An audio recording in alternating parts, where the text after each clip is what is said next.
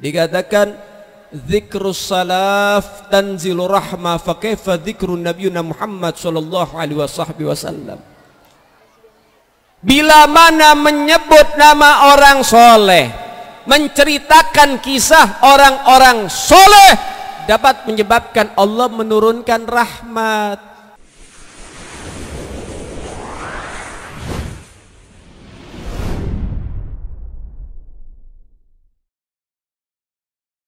Al-Habib Ali tentunya dengan diri baca salawat. Kasih jalan Bapak ya.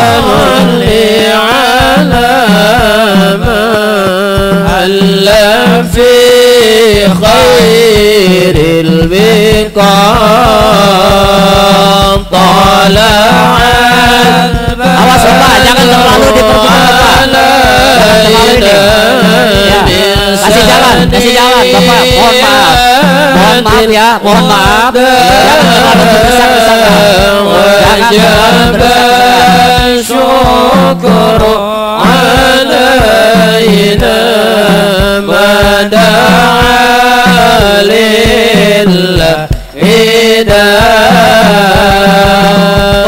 tala'al badru alaina min saniyatil wada wajaba syukru alaina man da'a lillahi sallu ala nabi Muhammad. Allahumma shalli wa sallim wa barik alaihi. Assalamualaikum warahmatullahi wabarakatuh. Bismillah walhamdulillah wassalatu wassalamu ala rasulillah Sayyiduna Muhammad ibni Abdullah wa ala alihi wa sahbihi wa man wala. Rabbi israh li sadri wa yassir li amri wahlul 'uqdatam min lisani yafqahu qawli.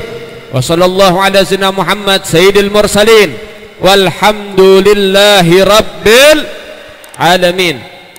Amma ba'd.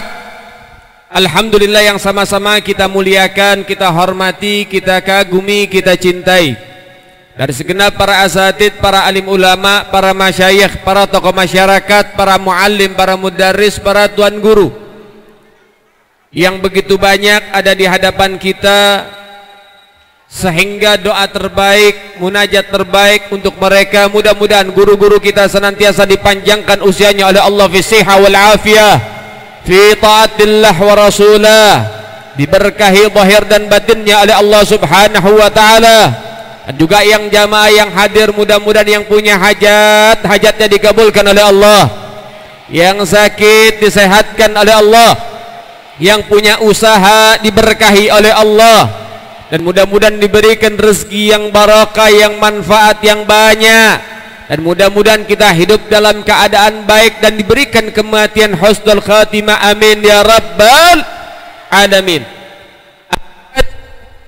Alhamdulillah, segala puji bagi Allah Tuhan yang Maha Esa, yang Maha Tunggal, yang Maha Kuasa, yang Maha Istimewa, yang memberikan rahmat dan hidayah kepada hamba-hamba yang dicintainya. Selawat teriring salam terus kita berikan dan curahkan kepada hadratur Rasul, imamuna wa qudwatuna wa sayyiduna Muhammad, sayyiduna Muhammad, sayyiduna Muhammad sallallahu alaihi wasallam bi afdali salawatu ta'zim, yang dengannya kita dibimbing, diarahkan untuk senantiasa menjadi seorang hamba yang baik, dan insyaallah mudah-mudahan kita semua dikumpulkan bersama Rasulullah di dalam surga Allah subhanahu wa ta'ala, amin ya rabbal. Alhamdulillah ya ayyuhal ikhwan rahimakumullah, pagi ini sama-sama kita berkumpul untuk bentuk kegembiraan kita, penyambutan atas masuknya daripada bulan kelahiran Sayyiduna Muhammad, bulan yang mulia, bulan yang agung, karena di dalamnya ada sosok manusia mulia dan agung. Ya ayyuhal ikhwan rahimakumullah, dikatakan oleh mereka orang-orang saleh, man jama'a li maulidin nabi ikhwanan wa hayya'a ta'aman wa ahla makanan wa amila ihsanan wa kana sababan li qiraatih ba'athallahu yaumil qiyamah ma'a siddiqin was suhada was salihin fi jannatin na'im. Dikatakan siapa orang yang kumpul di dalam kegembiraan menyambut kelahirannya Rasulullah, wa hayya'a ta'aman,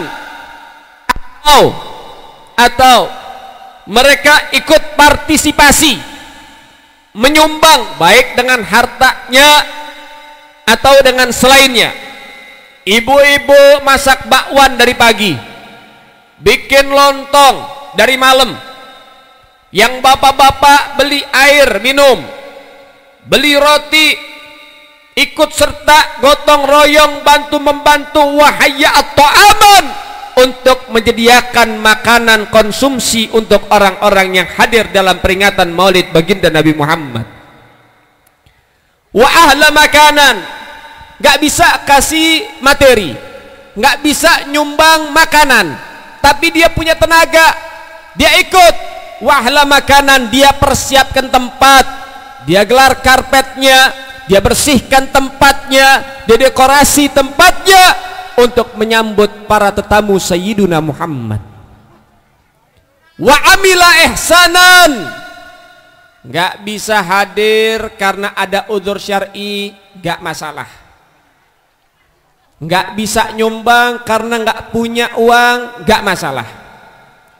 Nggak bisa ikut kerja bakti, nggak masalah.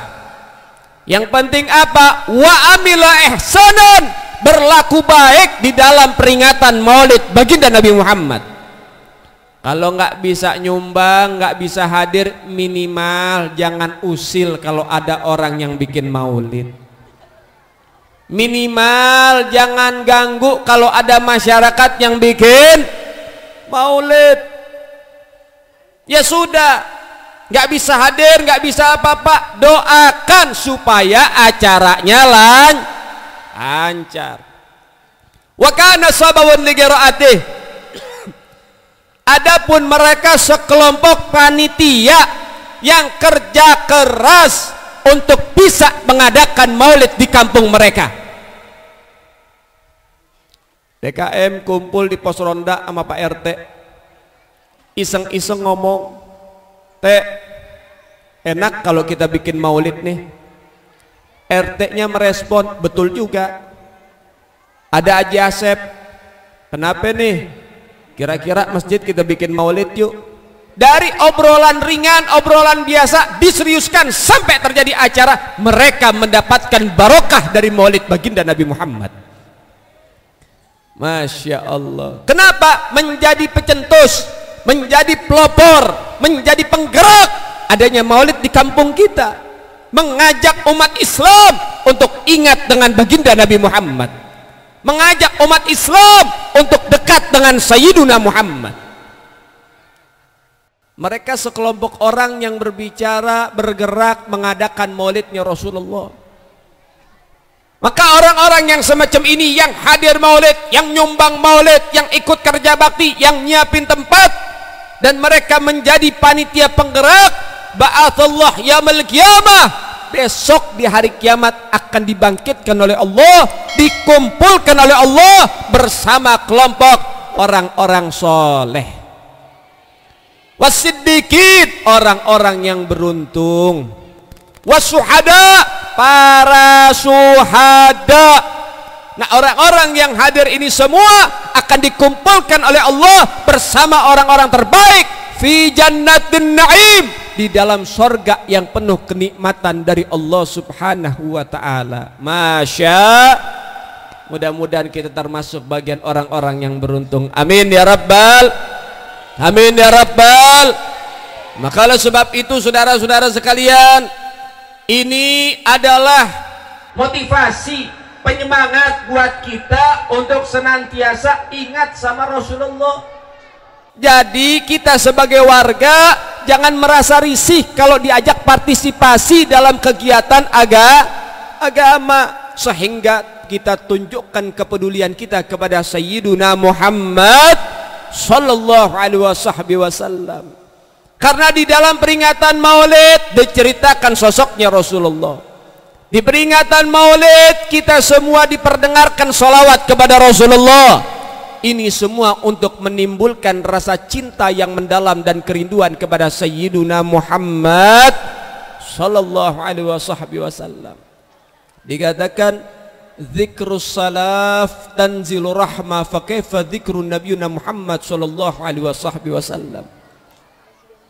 Bila mana menyebut nama orang soleh, menceritakan kisah orang-orang soleh, dapat menyebabkan Allah menurunkan rahmat. Lalu bagaimana yang saat ini sedang kita sebut, sedang kita dengar, sedang kita ceritakan? Siapa? Sayyidus Solihin, rajanya orang-orang soleh, yaitu Sayyiduna Muhammad sallallahu alaihi wasallam. Rahmat Allah kasih, pengampunan Allah beri, hidayah Allah bagikan untuk mereka yang cinta dengan Sayyiduna Muhammad sallallahu alaihi wasallam. Ya ayyuhal ikhwan rahimakumullah, kita kalau nggak ada Nabi bukan siapa-siapa. Dosa kita lebih banyak dari pahala yang kita punya. Kita ini kalau nggak ada Rasulullah nggak bisa apa-apa. Kita butuh sama Rasulullah. Sehingga karena kita butuh kepada Rasulullah, wajib kita menjalin hubungan sama Nabi Muhammad supaya Rasulullah kenal sama kita.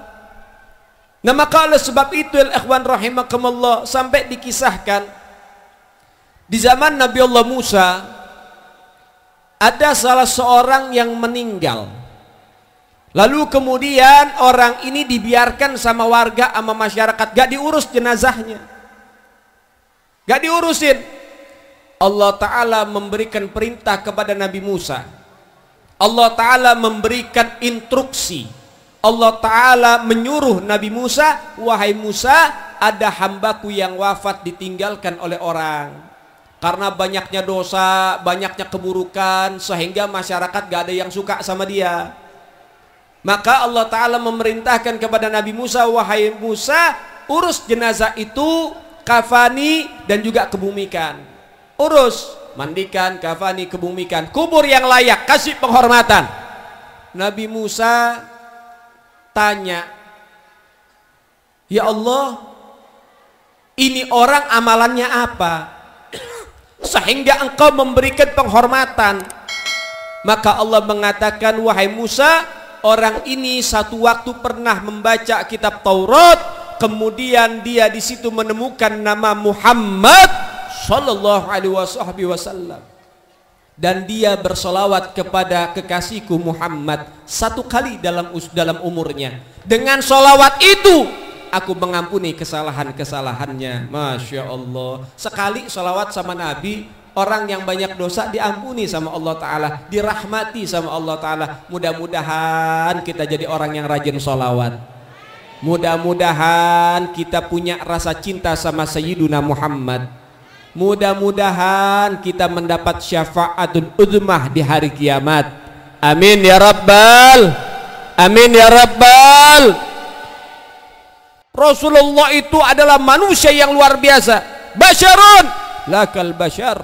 Beliau adalah manusia, tapi tidak seperti manusia pada umumnya. Rasulullah itu hebat, sehingga sedikit disifatkan oleh Al-Habib Ali Al-Habsyi, kana sallallahu alaihi wasallam ahsanun nas khuluqan wa khalqa, la yaqulu wa la yaf'alu illa ma'rufa. Ada sosok Rasulullah adalah sebaik-baik manusia, akhlaknya baik, perangainya baik, tutur katanya baik. La yaqulu wa la yaf'alu illa ma'rufa. Dia tidak berucap dan tidak bertindak kecuali semua adalah hal yang baik. Masya Allah. Sehingga Nabi Muhammad yang pintar luar biasa, mulia luar biasa. Tapi lihat bagaimana Allah puji Nabi Muhammad sallallahu alaihi wasallam di dalam Al-Quran dari segi akhlaknya. Rasul tampan, Ganteng luar biasa Nabi Muhammad sallallahu alaihi wasallam. Luar biasa Rasulullah. Ilmunya tinggi. Ilmu Nabi luar biasa. Allah memberikan ilmu kepada Rasulullah, baik yang dulu maupun yang sekarang dan yang akan datang. Maknanya semua ilmu diberikan kepada Rasulullah sallallahu alaihi wasallam. Tapi Allah nggak puji ketampanan Rasulullah dalam Quran. Allah nggak puji ilmu Rasulullah di dalam Al-Quran. Tapi yang Allah puji akhlak Nabi Muhammad di dalam Al-Quran. Itu yang paling memberikan daripada sesuatu yang indah dalam dirinya Rasulullah sallallahu alaihi wasallam. Laqad kana lakum fi Rasulillahi uswatun hasanah. Sungguh ada dalam pribadi Nabi untuk kalian contoh, uswah daripada akhlak yang baik. Makanya kalau kita cinta sama Nabi, ikutin Nabi. Haqiqatul mahabbah al-ittiba. Hakikat cinta itu yaitu mengikuti. Hakikat mengidolakan sesuatu itu mengikuti. Coba lihat anak-anak muda sekarang, cinta sama pemain bola, baju bola dibeli, potongan rambut diikutin. Yang perempuan-perempuan cinta sama K-pop, artis Korea, Kim Jong Un, Taehyung, Jongkok.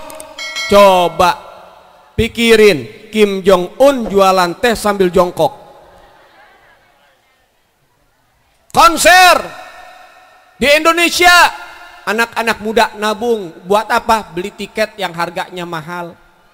Hujan-hujanan gak jadi urusan, gak jadi penghalang. Pernak-perniknya dilelang dengan harga mahal, dibeli. Dulu ada makanan siap saji, itu kolaborasi sama artis Korea. Dia bikin makanan siap saji edisi artis Korea di Indonesia, dikeluarin edisinya. Itu tempat minumnya yang gratis. Beli minuman di situ, dikasih tempatnya gratis. Itu tempatnya yang edisi itu bekas dijual laku 1 juta rupiah. Padahal dari kertas. Belum lagi hal-hal yang lain yang berkaitan dengan artis Korea, dia berani beli dengan harga mahal. Fotonya ditempel di kamar-kamar anak kita, padahal anak kita muslimah. HP-nya wallpaper artis Korea, padahal ibunya lebih mulia. Betul apa enggak? Betul apa enggak? Coba HP anak-anak kita, periksa bu, belinya nangis-nangis, minta sama kita maksa-maksa, yang dipasang foto artis Korea. Sakit tapi nggak berdarah. Betul nggak? Kalau nggak artis Korea, oh saya mah anak saya nggak artis Korea. Apa? Pacarnya. Masya Allah. Disuruh pacar nurut, disuruh orang tua merengut. Tuyul gondrong. Na'udzubillahi min. Betul nggak? Jangan, bapak ibunya masih ada, pasang fotonya. Supaya tambah cinta, tambah hormat. Masya Allah, itu ajaran Nabi, birrul walidain, bakti sama orang tuh. Jadi ini semua adalah upaya kita untuk supaya tambah cinta sama Nabi. Artis Korea, pemain bola yang kita idolakan, yang anak-anak kita idolakan, itu semua nggak bakal nolongin kita. Betul apa enggak? Betul apa enggak?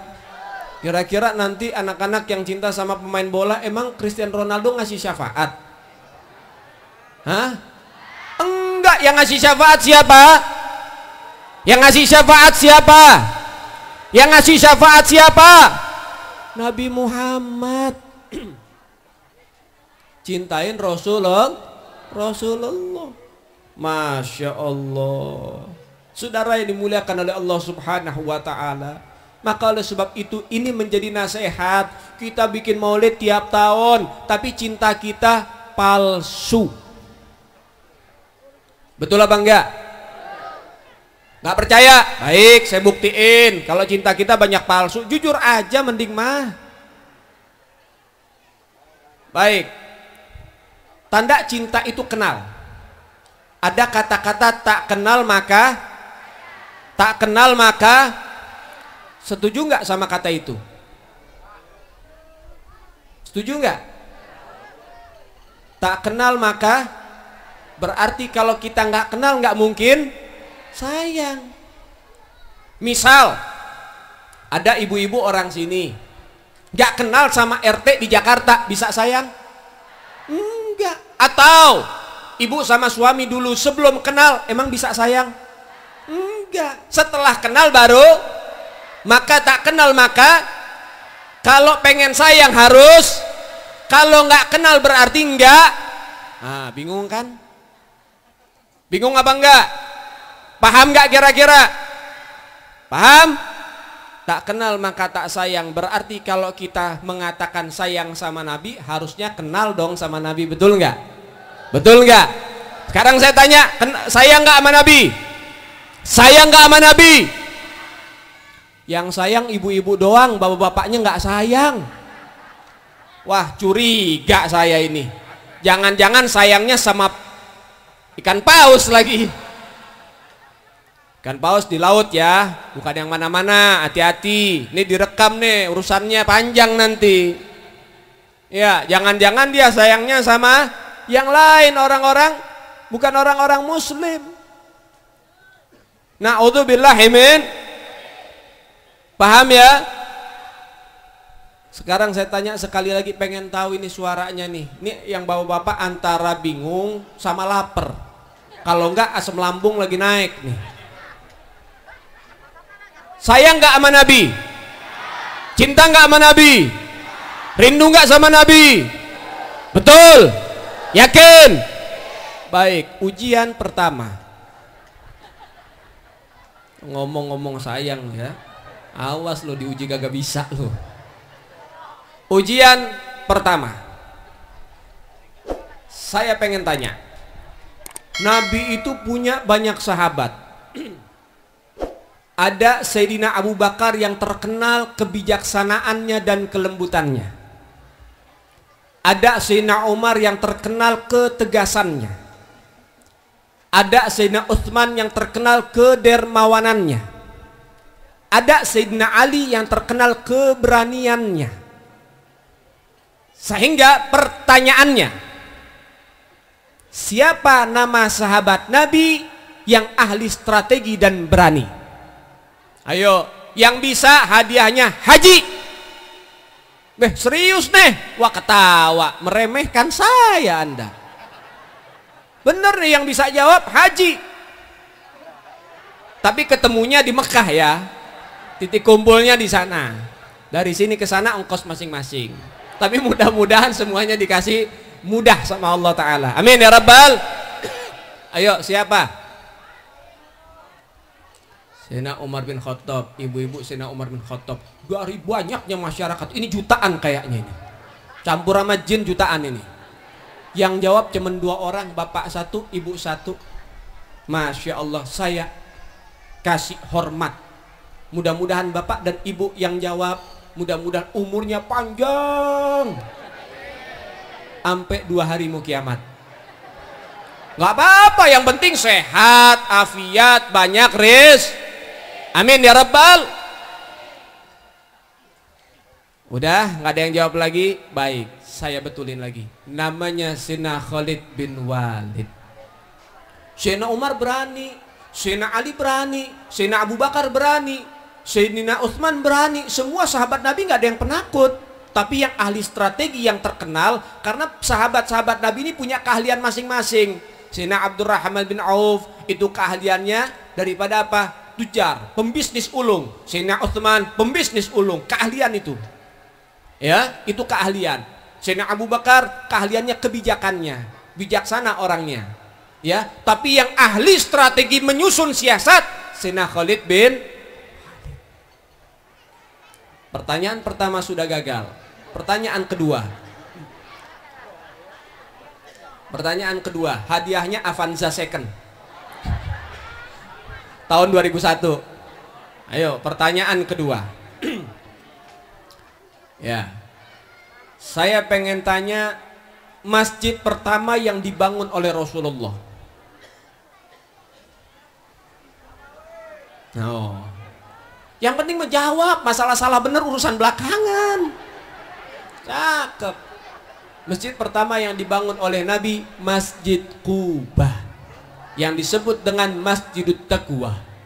Ketika Nabi dari Mekah ingin hijrah ke Madinah, sampai di kota Madinah belum masuk, Nabi mendirikan Masjid Quba. Kemudian bangun lagi Masjid Nabawi. Gak apa-apa, yang penting jawab. Ya gak Pak? Iya. Ini bukan masalah benar dan salah, yang penting kita berani untuk tampil, betul nggak? Tuh, cakep Pak, lanjutin. Pertanyaan ketiga, hadiahnya Aerox, knalpot embrem. Oh, kurang apa? Anak muda mesti kudu semangat jawab. Lu pacaran mulu lu. Pertanyaan ketiga, saya pengen tanya, siapa saja dan ada berapa anak Sayyidina Ali bin Abi Thalib dan Fatimah Zahra? Ayo.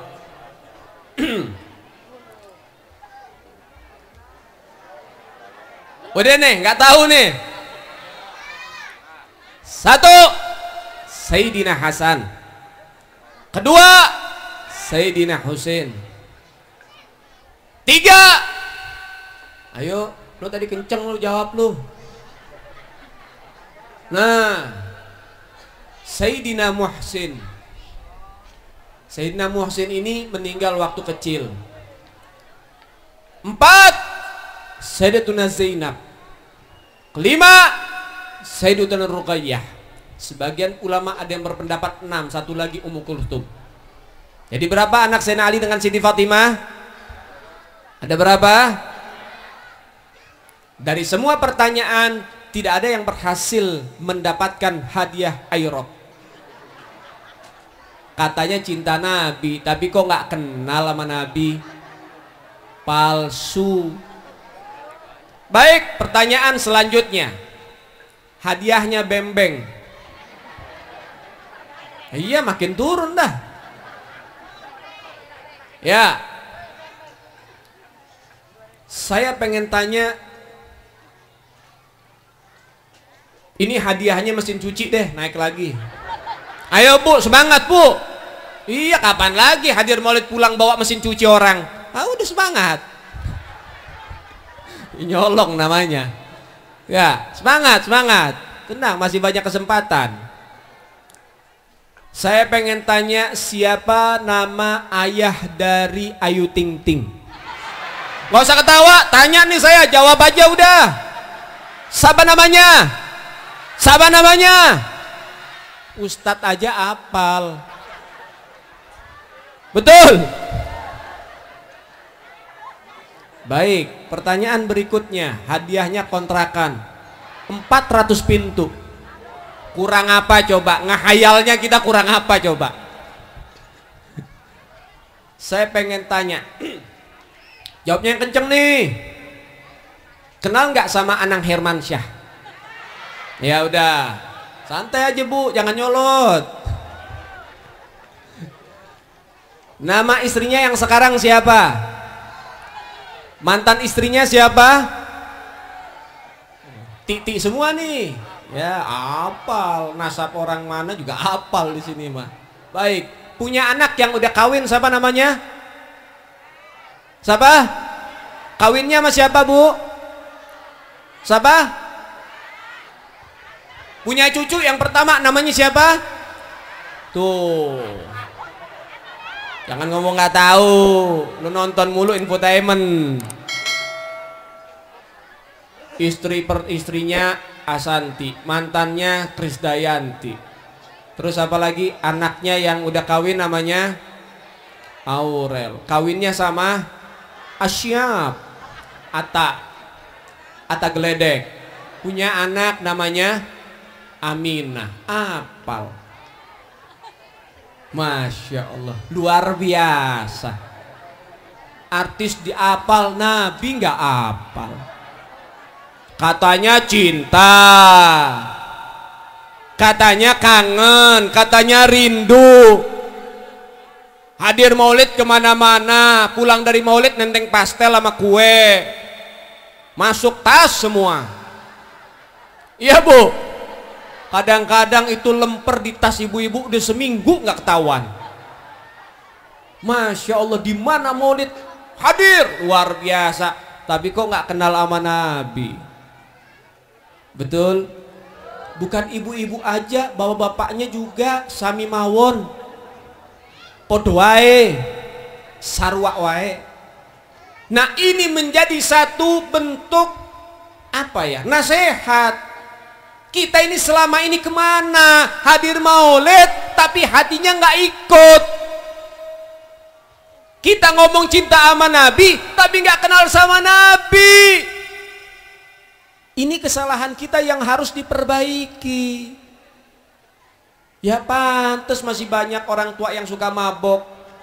Pantes banyak anak muda yang kena judi online. Lah begini, nggak kenal Nabi. Betul apa enggak? Betul apa enggak?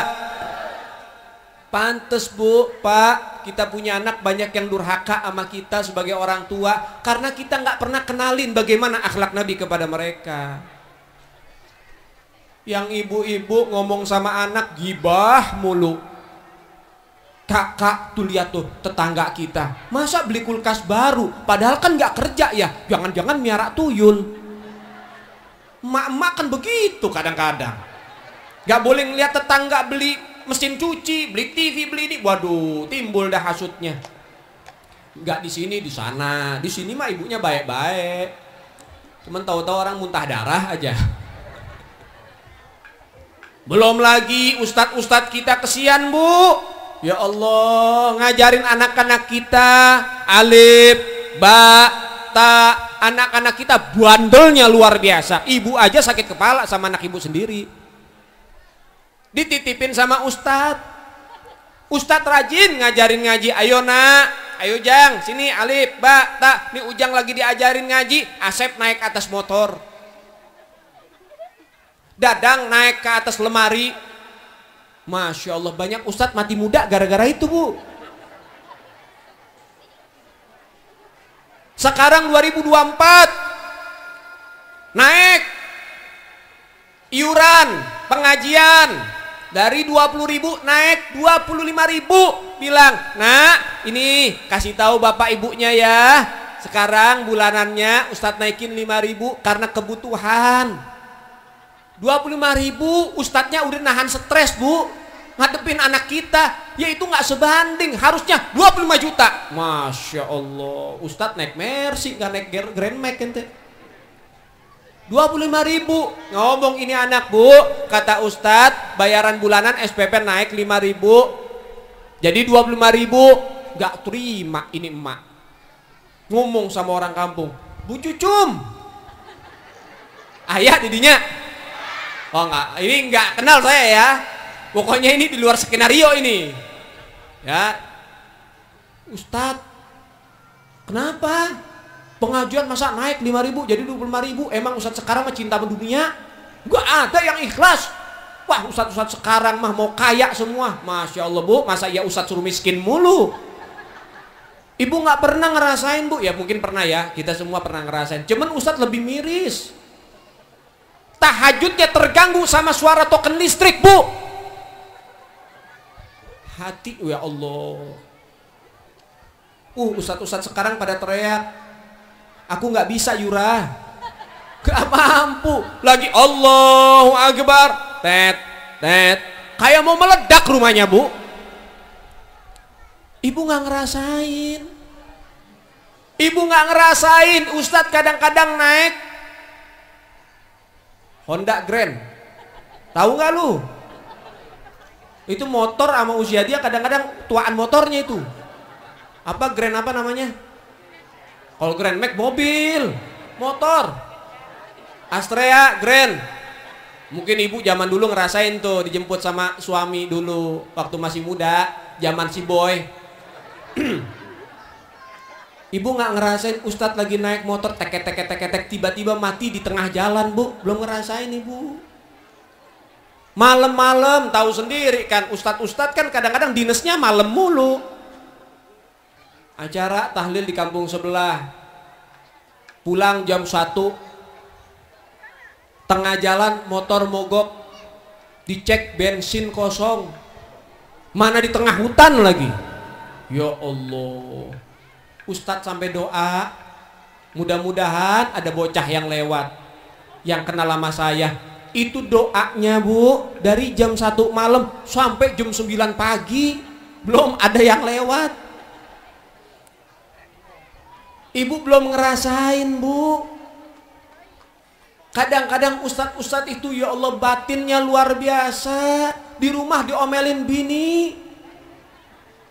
tegar, sabar dia. Cuman kan yang namanya bininya ustadz kan manusia, kadang-kadang gak sabar juga. Mana nih beras gak ada, bocah waktunya bayaran sekolah, yang satu lagi pengen masuk sekolah, gak ada lagi nih tabungan. Apa kata si ustadz? Sabar, Bu, anak-anak belum bayaran, ada yang nunggak 4 tahun. Ayah didinya ngaji nunggak 4 tahun. Waduh, nunggak 4 tahun tapi bapak ibunya bangun rumah 4 tingkat. Luar biasa. Ini bukan nunggak, buakhil ini namanya. Ibu ustadz juga manusia, pikirin juga nasibnya. Masya Allah, sabar luar biasa ini ya Allah. Ustadz sekarang banyak kena angin duduk, Bu. Dinas malam mulu, tahlil, maulid malam-malam. Masya Allah, sabar ngajarin anak-anak kita biar kenal sama Al-Qur'an, biar kenal sama Rasulullah, biar kenal sama solawatan. Jadi jangan disudonin mulu. Banyak ustadz sekarang kurus-kurus. Saya kurus, saya ustadz, tapi ini bukan kejadian saya. Mungkin kalau ustadz-ustadz yang gemuk-gemuk itu karena ngebahagiain diri sendiri aja. Sebetulnya nampung masalah banyak dia itu. Nah, iya, ustadz mesti resikonya udah begitu. Di rumah lagi pengen nenangin diri, datang muridnya, Ustadz, saya kesini silaturahmi pengen minta nasihat, saya punya masalah begini. Ini ustadz yang gak punya masalah jadi mikirin masalah orang, Bu. Lo betul apa enggak? Ustadz resiko sebagai pengayom masyarakat, makanya susah gemuk. Paham ya? Perhatiin kesejahteraan ustadz-ustadznya, khususnya RT RW camat lurah. Jangan ngasih sembakonya ke yang lain mulu. Nih ustadz juga perlu diperhatikan. Masya Allah, kasihan. Paham ya? Luar biasa. Sabar mereka. Kadang serba salah, naik SPP jadi omongan, gak naik perut keroncongan, serba salah. Betul? Tapi insya Allah semuanya akan indah pada waktunya. Amin ya Rabbal. Amin ya Rabbal. Gak tahu ya waktunya kapan. Ya mungkin setelah kiamat atau sebelum kiamat, gak ngerti. Ini kehidupan sekarang. Anak-anak kita kadang-kadang kalau misalnya nggak bisa matematika, les, bayar itu guru les mahal 1.100.000 sebulan. Nggak bisa bahasa Inggris, nggak bisa ini, nggak bisa itu dari sekolah, les, bayar, nggak jadi soal. Betul apa enggak? Betul apa enggak? Nggak bisa ngaji, nggak dibawa ke guru, ke ustadz. Naik 5.000, ngomel-ngomel. Ibu mau anaknya gratis, nggak bayar sama ustadz, diajarin cuman 1 surat doang, kulhu. Mau tuh? Jangan. Matematika les bayar mahal, ilmunya kepake di atas tanah. Kalau di dalam tanah nggak ditanya, nggak ada malaikat munkar nakir tanya 1 tambah 2 berapa, 3 kali 7 berapa? Enggak, man rabbuka, itu yang ditanya. Betul nggak? Perhatikan ilmu agama, perhatikan ilmu diniyah, supaya kita dekat sama Nabi Muhammad sallallahu alaihi wasallam. Masya Allah, begitu Ibu. Ayo lebih semangat lagi deketin diri kita sama Allah sama Rasul. Nah saudara yang dimuliakan oleh Allah subhanahu wa ta'ala, perlu diperhatikan juga. Kalau kita cinta sama Nabi, cintai apa yang dicintai oleh Nabi. Ada salah seorang sahabat itu bikin masakan. Masakannya nggak dimakan sama Rasulullah. Kenapa? Karena ada bawangnya. Karena ada bawangnya. Nah ini juga menjadi satu pelajaran. Bukan berarti yang Nabi nggak suka itu jadi haram. Bawang Nabi nggak suka, tapi nggak haram, halal. Tapi Nabi nggak suka karena bikin bau mulut. Paham nggak? Tapi bukan berarti haram. Ditanya Nabi kok nggak dimakan? Apa kata Nabi? Ada bawangnya. Saya ini suka berbincang-bincang sama malaikat Jibril yang membawa wahyu dari Allah. Saya nggak mau mulut saya bau. Maka itu sahabat bilang, ini adalah bawang terakhir yang masuk ke rumah saya. Sampai kapanpun saya nggak akan masukin bawang ini ke rumah. Bawang lagi ke rumah. Sampai begitu dia mencintai apa yang dicintai oleh Nabi. Dia pun tidak suka apa yang nggak disukain sama Nabi. Paham? Paham? Baik. Nabi itu cinta sama masjid. Sholat jamaah di masjid, itu yang Nabi suka, itu yang Nabi cinta. Nah alhamdulillah kita sudah peresmian masjid. Ini menjadi tempat yang luar biasa. Yang Nabi mengatakan ahabbul bilad ilallah masajiduha. Sebaik-baik tempat yang ada di muka bumi adalah masjid-masjidnya. Karena masjid mahallus sujud, tempat seorang hamba sujud kepada Allah subhanahu wa ta'ala. Ayo kita bangun masjid susah payah, jangan masjidnya udah jadi kosong yang jamaah nggak ada. Betul nggak? Betul nggak? Karena kebanyakan sekarang di Indonesia masjidnya bagus-bagus, yang sholat nggak ada. Betul nggak? Betul nggak? Itu masalahnya. Kadang ada masjidnya bagus, jadi tempat wisata, bukan tempat ibadah. Nah maka ini harus kita pahami.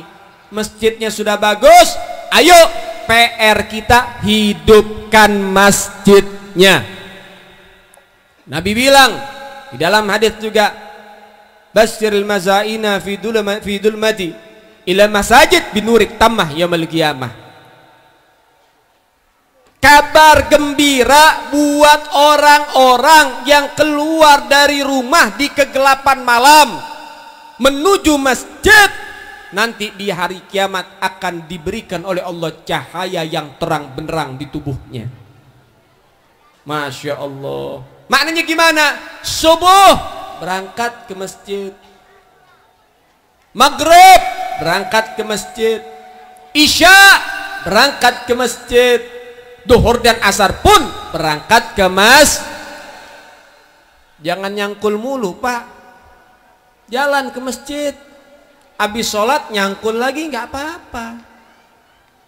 Jangan gojek mulu. Mampir masjid, sholat jamaah, setelah itu lanjutkan aktivitas, nggak ada masalah. Sekarang masjidnya cakep-cakep, masjidnya bagus-bagus, yang sholat 3 ekor 4 ekor. Bangun masjid ratusan juta sampai miliaran, betul nggak? Masa masjidnya udah jadi nggak dihidupkan? Saya pernah ditanya sama ayah saya, Ali, orang itu lebih mulia mana, bangun masjid apa bangun pondok? Saya bilang bangun masjid lebih mulia, karena masjid itu rumahnya Allah. Dan juga ada yang dikatakan juga ini hadis dhaif, hadisnya lemah, tapi tetap hadisnya Nabi. Dikatakan siapa orang yang bangun masjid, maka Allah Ta'ala bangunkan istana di dalam sorga. Maknanya bukan orang itu bangun satu masjid, Anda di sini ikut dalam pembangunan masjid, walaupun dengan satu butir bata, satu butir batu, Anda mendapatkan istana di dalam sorga. Allah maha kaya. Paham ya? Ikut partisipasi bangun masjid, ikut bantu, dikasih istana di dalam sorga sama Allah Ta'ala. Nah saudara yang dimuliakan oleh Allah, saya bilang bangun masjid lebih mulia.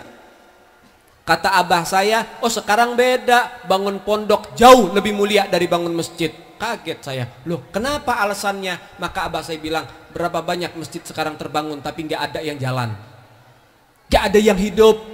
Sekarang banyak bermegah-megahan di dalam masjid, tapi yang hidupkan masjid nggak ada. Tapi kalau Anda bangun pondok pesantren, Anda didik anak-anak, Anda didik daripada orang-orang Islam, anak-anaknya orang Islam, yang laki, yang perempuan dididik, kemudian lulus dari pondok Anda, mereka jadi ustadz, mereka jadi ustazah, kemudian mereka berdakwah masuk satu kampung, di kampung itu nggak ada masjid, dia nanti yang gerakin masyarakat. Ayo kita bangun masjid. Masjid itu terbangun karena gerakan daripada muridmu. Lalu kemudian setelah terbangun, dia punya tanggung jawab untuk menghidupkan masjid tersebut yang dia bangun dengan masyarakatnya. Selain itu masjidnya terbangun, ada orang yang menghidupkan itu masjid. Paham kira-kira? Untuk zaman ini begitu. Makanya ibu, bapak punya anak jangan semuanya disuruh sekolah semua. Bagus sekolah, tapi ingat punya anak 3, 1 harus jadi ustadz, biar di rumah kita ada sosok seorang ustadz. Punya anak 2, 1 harus jadi ustadz minimal, 2 jadi ustadz bagus, minimal 1 harus jadi ustadz, sehingga ada yang ngasih nasihat agama di rumah kita. Punya anak 1, jadiin ustadz supaya dia bisa menjadi salah satu penerus untuk melanjutkan doa-doa dari dunia sampai kepada kita setelah wafat. Jadi anak-anak yang bakti kepada orang tua, anak-anak yang bisa mengirimkan pahala dan doa-doa buat kita. Begitu Pak. Ini anak sekolah, 1 STM, 1 SMA, yang 1 lagi tukang ojek, biasanya begitu. Ya, sekolah tinggi-tinggi sampai jadi lulus ini, lulus itu, sarjana itu. Ujung-ujungnya ketika orang tuanya meninggal punya warisan 100 meter tanah. Ini anak pertama, anak kedua berantem, bunuh-bunuhan. Ada nggak? Ada nggak? Ada anak 1, anak 2, anak 3 gara-gara warisan akhirnya apa? Putus hubungan, nggak tegur sapa. Ada nggak? Karena nggak ada sosok ustadz di dalamnya. Coba ada ustadz, punya anak 3, 1 jadi ustadz, orang tuanya wafat ninggalin warisan. Lihat, ketika meninggal maka si anak ini mengatakan, Kak, kita bagi secara ilmu waris, secara syariat, gimana, setuju? Setuju. Coba gimana dibagi? Dibagi pakai faraid, bagi sesuai aturan Allah, dibagi semuanya. Dan kemudian dikasih penyuluhan, ini ilmu dari Allah Subhanahu wa Ta'ala, seperti ini pembagiannya dalam Islam. Dan ini jangan jadikan yang namanya warisan ini sebagai perpecahan. Kalau misalnya ada yang merasa tidak adil dalam pembagian ini, gimana kalau kita wakafin buat TPQ, yang pahalanya buat orang tua? Bagaimana kita wakafin buat musola, buat masjid? Tuh lihat, adem, ada satu sosok di dalam rumah tangga kita yang bisa menjadi penengah, saudara. Indah enggak? Indah enggak? Indah, luar biasa. Maka oleh sebab itu, ayo, ini zaman bukan zaman yang aman, Bu. Sudah banyak kejadian gara-gara judi online, anak durhaka sama orang tua. Ada yang orang tuanya dibunuh gara-gara judi online, ada yang orang tuanya suruh ngemis gara-gara judi online, ada yang orang tuanya dipukulin gara-gara judi online. Bahkan kemarin kita mendengar juga ada 2 orang anak remaja, putri, remaja perempuan, umurnya masih belasan tahun, dia membunuh orang tua kandungnya, ditusuk sampai mati. Dengan beberapa kali tusukan, 2 anak adik kakak. Masya Allah, na'udzubillahimin. Ini zaman udah gak aman, Bu. Mau dikurung di rumah gak aman juga. Kenapa nih? Setan gepeng. Sekarang setan-setan banyak nganggur gara-gara HP, Bu. Setan datang ke masyarakat pengen goda supaya jadi orang pecinta judi, supaya semuanya judi. Pas datang anak muda HP udah miring. Setan ngintip, wah judi online, siapa yang godain nih, siapa yang hasut nih, kok bisa menjadi member judi. Usut punya usut, ternyata udah dari HP. Waduh, gak kerja lagi setan. Banyak setan pengangguran gara-gara HP, Bu. Masya Allah, betul nggak? Hati-hati, ibu jangan ngerasa aman ngasih HP ke anak biar gampang komunikasi, kalau ditanya bisa jawab. Nak, di mana? Udah makan apa belum? Jangan hanya itu, periksa HP mereka. Foto apa yang disimpan? Video apa yang disimpan? Aplikasi apa yang disimpan? Periksa, Bu, jangan ngerasa aman. Jangan mau dibodohin anak, dudukin anak, HP-nya kadang-kadang dikunci, buka.